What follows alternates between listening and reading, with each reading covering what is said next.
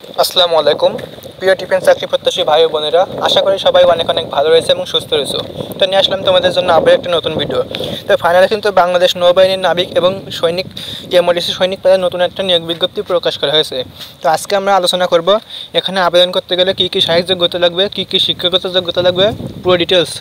So পুরো ভিডিওটা অবশ্যই মনোযোগ সহকারে দেখবে। আর মূল ভিডিওটা শুরু করার পূর্বে তোমাদের কাছে একটা ছোট্ট রিকোয়েস্ট রয়েছে, যারা যারা ভিডিওতে এখন লাইক দেন একটা লাইক দিয়ে দাও, আর চ্যানেল নতুন দর্শক হলে অবশ্যই চ্যানেলটা সাবস্ক্রাইব করে পাশে থাকা বেল আইকন বাটনটি অল করে দাও, তাহলে নিত্য নতুন ভিডিও আপলোড করার সাথে সাথে তুমি সর্বপ্রথম পেয়ে যাবে। তো চলো আজকের মূল ভিডিওটা শুরু করা যাক। Subscribe to my channel. So guys, Bangladesh নৌবাহিনীর নাবিক ও এমওডিসি নৌ ভর্তি 2025 ব্যাচ। তো এখানে আবেদন করতে হলে কী কী উপযুক্ততা লাগবে এবং কয়টা পদসংখ্যা রয়েছে সেটা আমরা প্রথমে জেনে নেব। সো গাইস, এখানে শাখার নাম, পদসংখ্যা এবং ডান পাশে শিক্ষাগত যোগ্যতা দেওয়া রয়েছে। তো প্রথমে শাখার নাম রয়েছে সিমান পদ এবং কমিউনিকেশন ও টেকনোলজিক্যাল। তো এখানে কিন্তু মোট 29 জন লোক নেবে। তো শিক্ষাগত যোগ্যতা এসএসসি সমান পরীক্ষায় বিজ্ঞান শাখা, মাদ্রাসা শাখা অথবা ভোকেশনাল থেকে জিপিএ 3.50 পেয়ে কিন্তু উত্তীর্ণ হতে হবে। তারপর এখানে রয়েছে মেডিকেল শাখা। তো এখানে কিন্তু 10 জন লোক নেওয়া হবে। তো শিক্ষাগত যোগ্যতা লাগবে ন্যূনতম জীববিজ্ঞান সহ এসএসসি বা সমান পরীক্ষায় জিপিএ 3.50 পেয়ে কিন্তু এখানেও উত্তীর্ণ হতে হবে। তারপর রয়েছে এখানে পেট্রোলম্যান, রাইটার, স্টোর, মিউজ এবং এমওডিসি নো।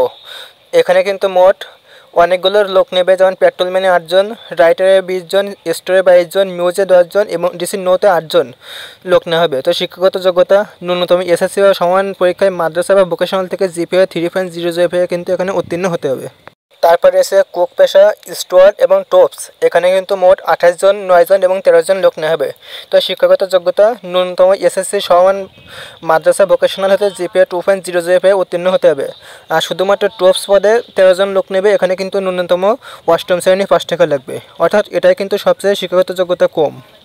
তো এবার আমরা কথা বলবো এখানে আবেদন করতে গেলে কী কী শারীরিক যোগ্যতা লাগবে। তো যারা সিমান শাখায় রয়েছে তাদের জন্য উচ্চতা লাগবে পাসপোর্ট 6 ইঞ্চি।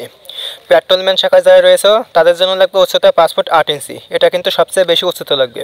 আর অন্যান্য শাখায় যারা রয়েছে যেমন communication, technology, medical, writer, store, muse, cook, steward এবং টেম্পাস, এখানে কিন্তু উচ্চতা লাগবে পাসপোর্ট 4 ইঞ্চি। এটা কিন্তু সবচেয়ে কম।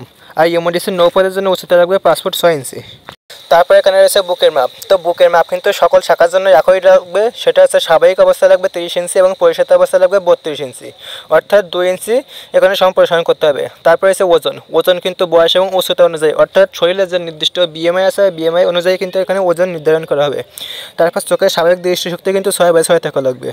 তো তারপর এখানে অন্যান্য শর্তাবলী দেওয়া রয়েছে। সকল পদবীর জন্য অবশ্যই কিন্তু বাংলাদেশের পুরুষ নাগরিক হতে হবে। সাঁতার জানা কিন্তু আবশ্যক।